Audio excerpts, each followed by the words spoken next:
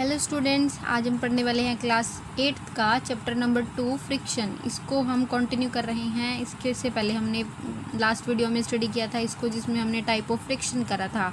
अब हम पढ़ेंगे कि फ्रिक्शन को हम कम कैसे कर सकते हैं, इसके रीज़न क्या क्या हैं। अब देखो, फर्स्ट हम देखेंगे कि क्या आपको पता है पानी और हवा की वजह से भी फ्रिक्शन लग सकता है। Do you know that air and water also resist the motion of the object. तो क्या है कि जो एयर और वाटर वो भी रेजिस्ट करते हैं किसी भी ऑब्जेक्ट के मोशन को।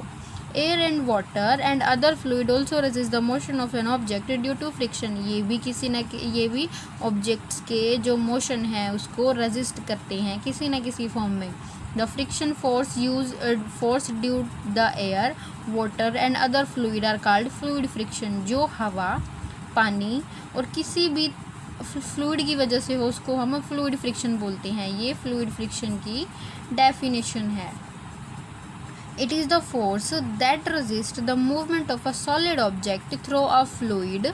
तो जो ये वो फोर्स है जो रोकता है किसी भी मूवमेंट को सॉलिड ऑब्जेक्ट की किसी फ्लूइड की वजह से। फ्लूइड होता है, अब देखो, वाटर, एयर और फ्लूइड, इन तीनों चीज़ों को हम लिक्विड या फिर गैस, इनको हम फ्लूइड बोल रहे हैं।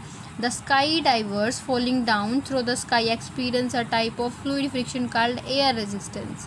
जब कोई भी जो डाइवर्स है, स्काई डाइवर जो हवा में जंप लगाते हैं, वो एक्सपीरियंस करते हैं हवा के रेजिस्टेंस को। उनको पता लगता है कि किस तरीके से उनके वेट की वजह से जो फ्रिक्शन लग रहा है वो उसको फील करते हैं।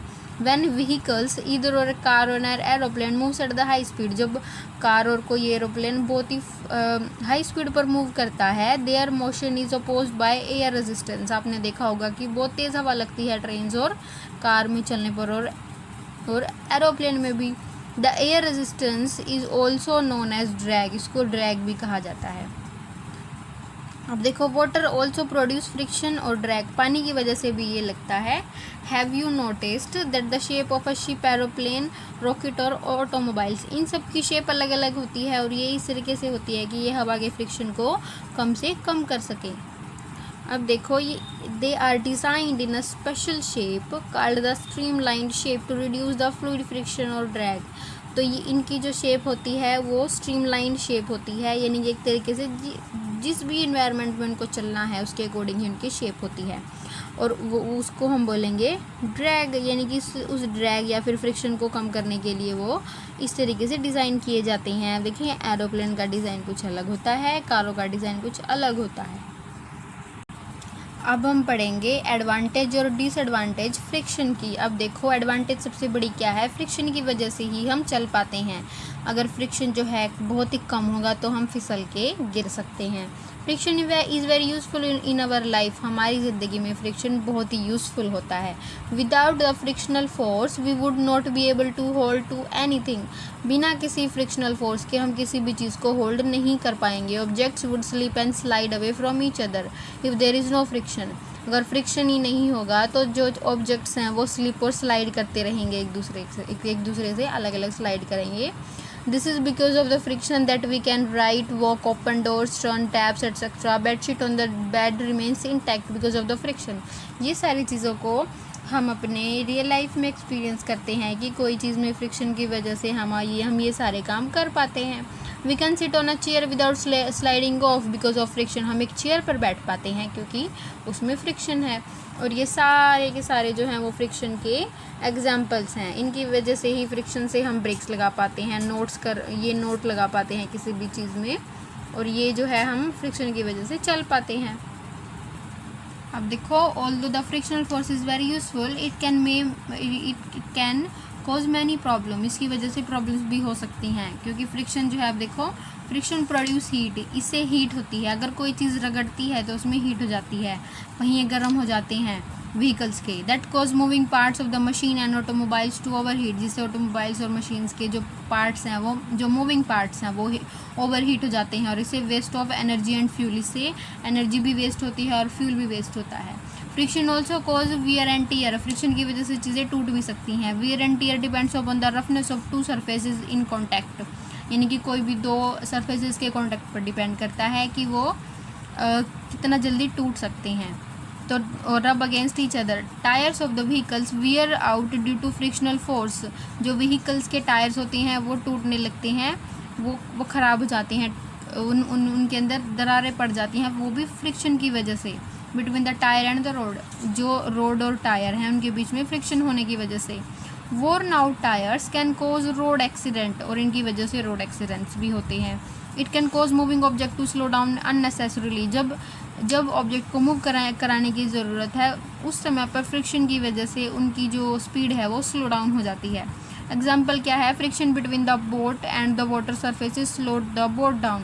तो क्या है कि फ्रिक्शन जो है जब बोट और पानी के बीच में, वो बोट को स्लो कर देता है। अब हम पढ़ेंगे कि हम फ्रिक्शन को कम कैसे कर सकते हैं, उसको रिड्यूस कैसे किया जा सकता है। इसको इन अलग अलग तरीके से रिड्यूस किया जाता है। सबसे फर्स्ट है apply a lubricant to make surface smoother. हम सरफेसेस को स्मूथ बनाने के लिए उस पर लुब्रिकेंट लगा सकते हैं।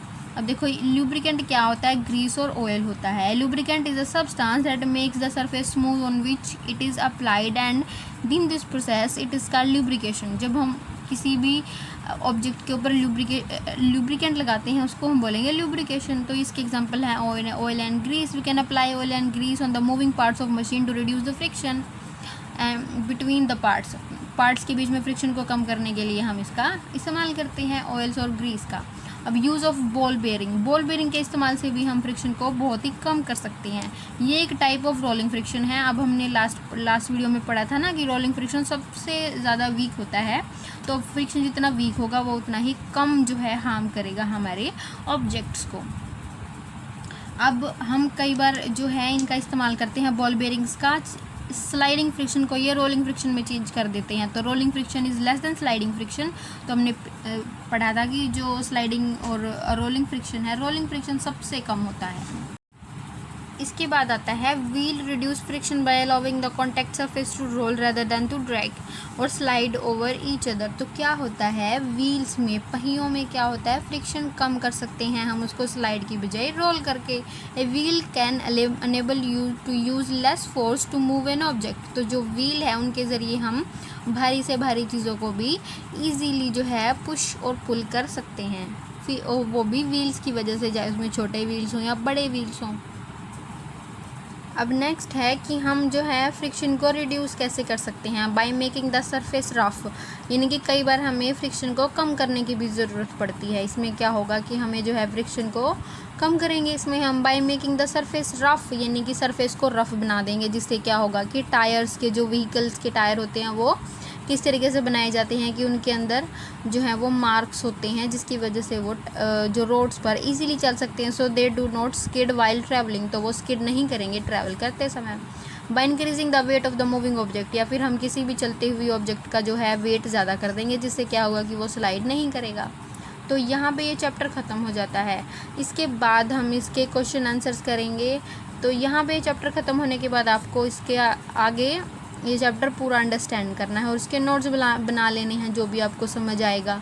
अब इससे नेक्स्ट इसके क्वेश्चन आंसर होंगे। Okay, thank you.